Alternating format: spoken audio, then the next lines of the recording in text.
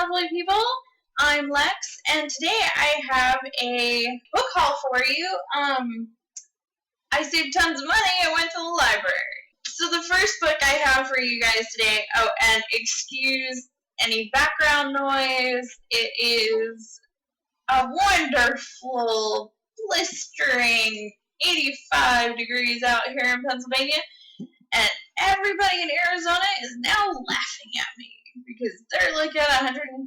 For those of you that don't know, I actually just moved to Pennsylvania from Arizona, and this is a new kind of hot. Let me tell you, Arizona, everybody was like, oh, it's dry heat. Yeah, it's like being in an oven. It sucks. However, walking around outside here in Pennsylvania in like 80-degree weather is like walking through a sauna, which at first you're like, oh, this is kind of cool. It's kind of nice. The breeze happens and it's fun. And then you stay outside for a while and it like envelops the rest of your entire body and it takes hours to cool off. Like where in Arizona, at least you're sweating and you're cooling off. Not the same here. It sticks to you. It clings. It's so great. So I've got a fan on, and I am still in my wonderful kitchen. Set up a displayed cabinet for you because I'm super fancy like that. And hopefully soon my house will be fully put together so that I'll actually have bookshelves and a desk to actually show off to all of you. And then I will set up all my bookshelves and do a bookshelf tour for you. But for today, I have a book haul from the library. I am currently in a town in Pennsylvania that has no bookstore. Gonna quote Neil Gaiman right now and say any town without a bookstore has lost its soul. So what I would like to do, and what I'm researching into doing, because I have no background in this matter, is I would like to open up a bookstore. There used to be one here, but then the economy crashed and everything in this little town totally evaporated. It was terribly shook by the economy.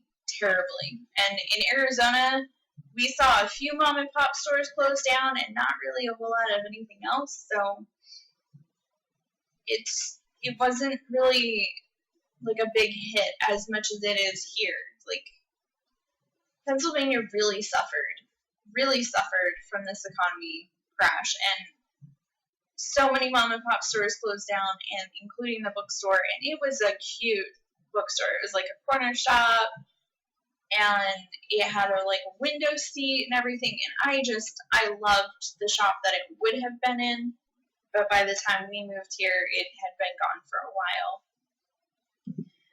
So what I would like to do eventually is actually open up my own bookstore, and that is my main goal for this channel, is to kind of get the word out and see what I can do. And if anybody has experience with opening a bookstore or working in one, I would totally love facts about it and references and anything you can think of. I would really like the assistance in learning how to do this, because I don't have a background in that. I was a psychology major. I studied psychology and dance and theatrical jazz dance in school, so this isn't my realm of expertise. I was a store manager for a while for a company back in Arizona, which was stressful, but it also was a company that my heart wasn't in. So I feel like owning a bookstore would be perfect, and I want like a little cafe in it and everything, and like window seats and places to lounge around in the store, and I have so many dreams, but again, if any of you have any tips or tricks on how to do that, please let me know. Now on to my library book haul. So the first book that I have to show you, I already started reading. I'm here. I'm devouring this book. And the book I'm talking about is Shadow and Bone by Leigh Bardugo. I love this book. This is fantastic. I'm overwhelmed with how fantastic this book is. Alina Starkov doesn't expect much from life. Orphaned by the border wars, the one thing she could rely on was her best friend and fellow refugee, Mal. And lately, not even that seems certain. Drafted into the army of their war-torn homeland, they're sent on a dangerous mission into the fold. A swath of unnatural darkness crawling with monsters who feast on human flesh. When their convoy is attacked, all seems lost until Alina reveals a dormant power that not even she knew existed. Ripped from everything she knows, she is whisked away to the royal court to be trained as a member of the Grisha, a magical elite led by the mysterious Darkling. He believes she is the answer the people have been waiting for, the one person with the power to destroy the fold. Swept up in a world of luxury and illusion, envied as the Darkling's favorite, Alina struggles to fit into her new life without Mal by her side. But as the threat to the kingdom mounts, Alina uncovers a secret that sets her in a collision course with the most powerful forces in the kingdom. Now only her past can save her, and only she can save the future. So this book has been such a roller coaster, and I'm only 118 pages in. There's so much happening in the beginning of this book, and it goes directly into the action. Like, it opens with her going into the fold, and the fold is like this eternal darkness and nothingness, but what does exist in the fold is these creatures, and they're terrifying, and they fly, and they've got these like unhinging jaws, and it's scary. The fold is scary, and every character in this book so far has been absolutely refreshing. I've loved them so much, and every character is unique and crazy, and some of them have powers and some of them don't. Some of them are soldiers, some of them are trackers, some of them are just plain. And like, the most plain character I've met in the book so far is Alexei, and instantly I liked him. And all he did was, he was a map maker. He drew.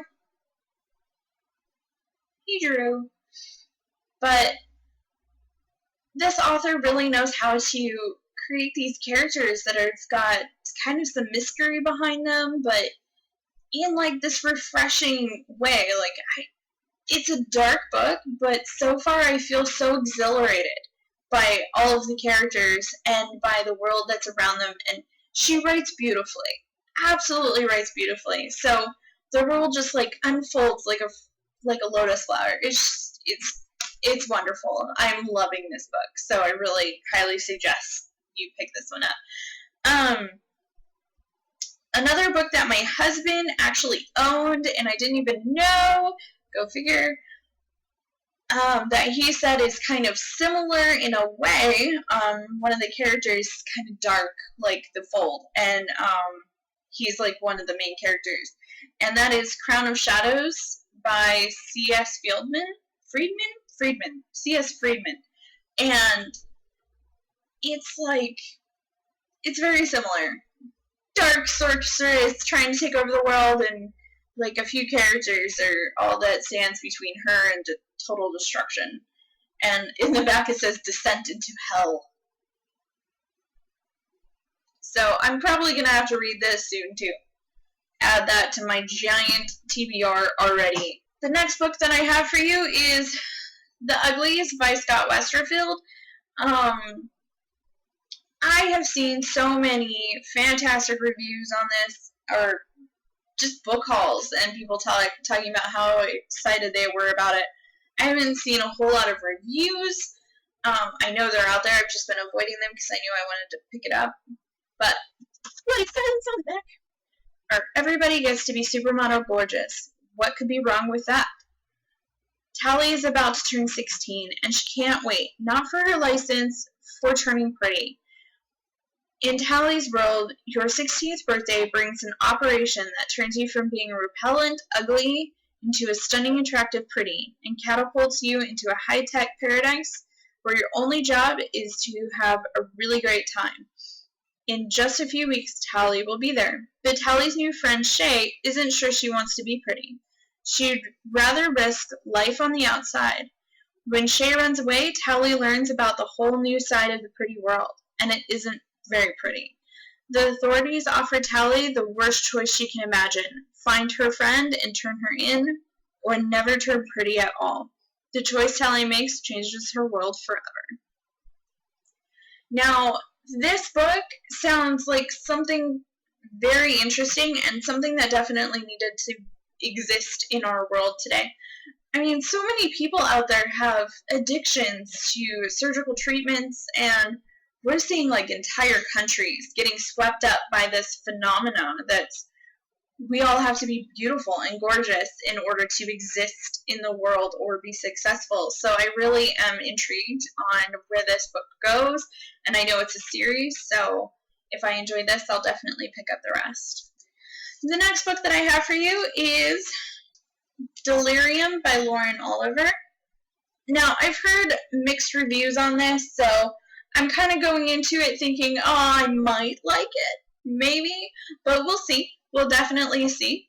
I do really like the cover, though. I think it's kind of haunting in a way. It's beautifully haunting. They say that the cure for love will make me happy and safe forever, and I've always believed them, until now.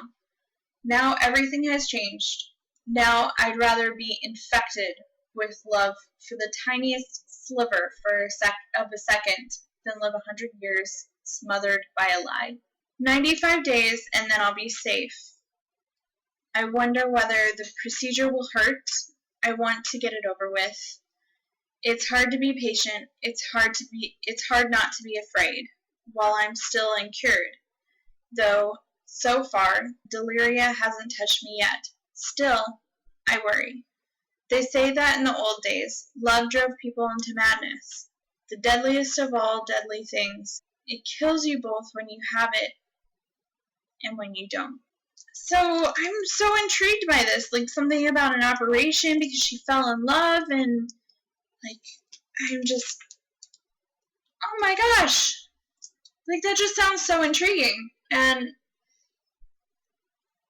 I honestly can't wait for this one. I'm really hoping that the mixed reviews that I've seen are that I will have a better experience with this one, but I always judge a book on what it is and not what I expect it to be. So the next book I have is Winger by Andrew Smith. It's just I feel so bad for him already. And then in the back, it's like a cartoon version of it. It just, oh my gosh. I like the review on here. It says, Winger broke my heart, like any great book should. Andrew Smith is a brave and talented storyteller who blows me away every time. Readers will love Ryan Dean West. This book is powerful, sweet, and heart-wrenching. A.S. King for the Prince Honor-winning author of Please Ignore Verdienst. I don't know. Honest and beautifully raw novels I've read in a long time. Ryan Dean is a true original. By Matt De La Pina, author of Mexican White Boy and We Were Here. So, what it's about. Ryan Dean West's life is complicated. He's a 14-year-old junior at Pine Mountain, a boarding school for rich kids. He's stuck rooming with the biggest jerk on the rugby team in the dorm for miscreants and troublemakers, and he's totally in love with his best friend Annie, who thinks of him as a little kid. As Ryan Dean tries to get a handle on school life and rugby, he finds himself muddling through a lot of decisions and making some major mistakes along the way, but nothing can prepare him for what comes next. And when the unthinkable happens, Ryan Dean has to find a way to hold on to the important things no matter what. Punctuated with Ryan Dean's drawings and cartoons, courtesy of Sam Bosma, Winger is funny, honest, and real, and unforgettable. I've heard nothing but good things about this book, so it drew me to pick it up. And so far, the story, I guess, behind him being so beat up on the front is that he's like forced to be in fights in order to be respected or something. I'm not sure, but apparently school life is not so easy on this kid, so Winger, picking it up. The next one I heard a great review on, and I actually saw that my sister Lindsay read it. I can't remember her review. Lindsay, what was your review? Can't remember how many stars you gave it. I want to say you gave it 3. Lux? I don't know if it's supposed to be Lux or Lux. The spelling is interesting. By Anna Goberson. I love the cover. Guys, I really love the cover. Mystery, romance, jealousy, betrayal, humor, and gorgeous, historically accurate details. I couldn't put the Lux down. I don't know. I'll have to look up and see what that's supposed to be pronounced as. Cicely von Ziegler, author of the #1 New York best-selling Gossip Girl series. I've heard of that series. So, this one's a book that kind of strays from my personal taste, but I'm branching out. Pretty girls in pretty dresses, partying until dawn, irresistible boys with sly smiles and dangerous intentions, white lies, dark secrets, and scandalous hookups. This is Manhattan, 1899. Beautiful sisters Elizabeth and Diana Holland rule Manhattan's social scene. Or so it appears when the girls discover their status among New York City's elite is far from secure. Suddenly, everyone from the backstabbing social Penelope Hayes to the debonair bachelor Henry Schoonmaker to the spiteful maid Lena Broud threatens Elizabeth and Diana's golden future. With the fate of the Hollands resting on her shoulders, Elizabeth must choose between family duty and true love. But when her carriage overturns near the East River, the girl whose glittering life lit up in the city's gossip pages is swallowed by the rough current. As all of New York grieves, some begin to wonder whether life at the top proved too much for this eternal beauty, or ethereal beauty, or if perhaps someone wanted to see the Manhattan's most celebrated daughter disappear.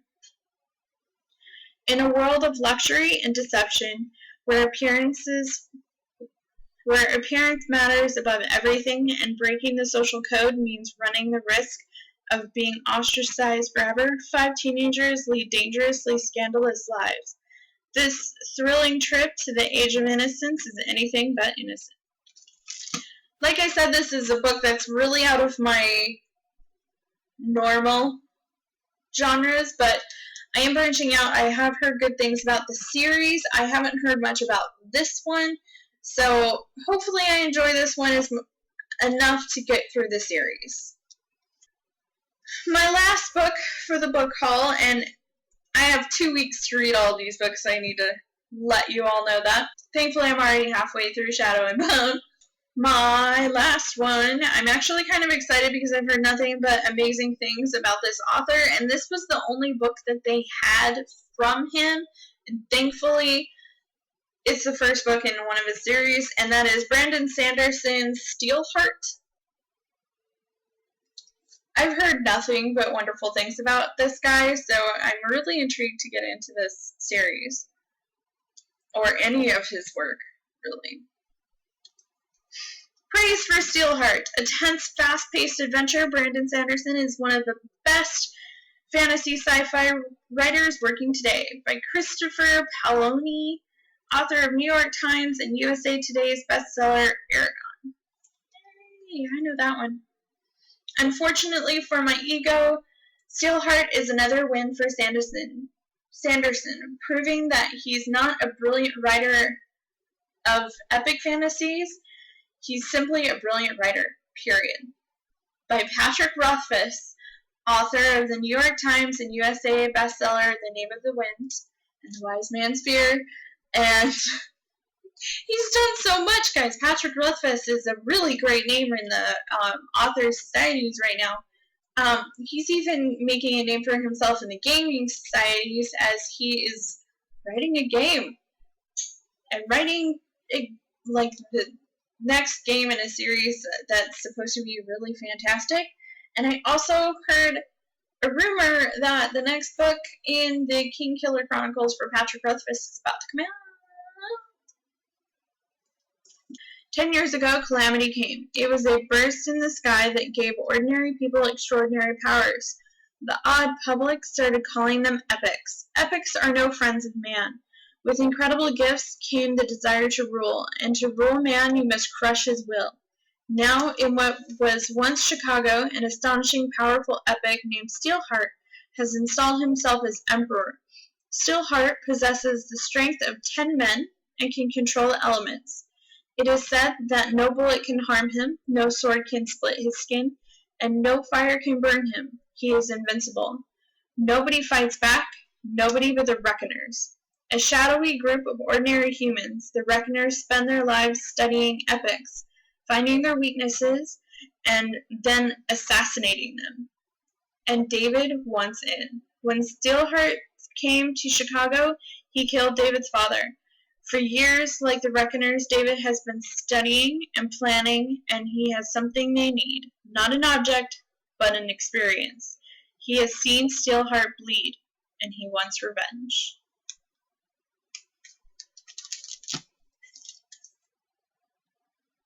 So, have any of you heard that I hate Superman? I really do. I hate characters that are unbeatable. I don't like flawless things. I don't like flawless characters. And yes, Superman's been through hell and back. He has.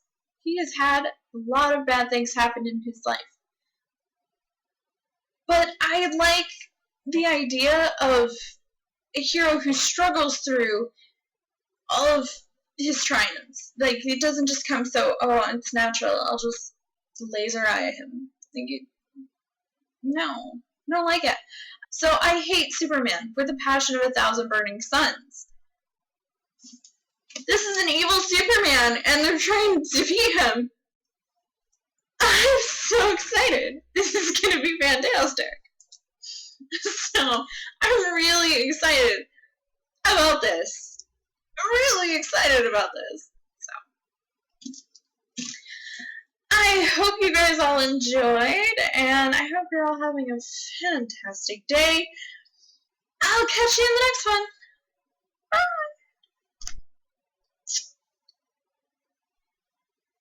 I don't have anything else to say. I've got so many books behind me. There's so much. This one's too big. It's too tall. It won't fit on that shelf. But I have many owls, in case you didn't know. There are many owls. I love owls. I've always loved owls. I've loved owls before they were cool. Yeah, it's totally how it went. But hello again, lovely people. I'm here. La la la la la la la.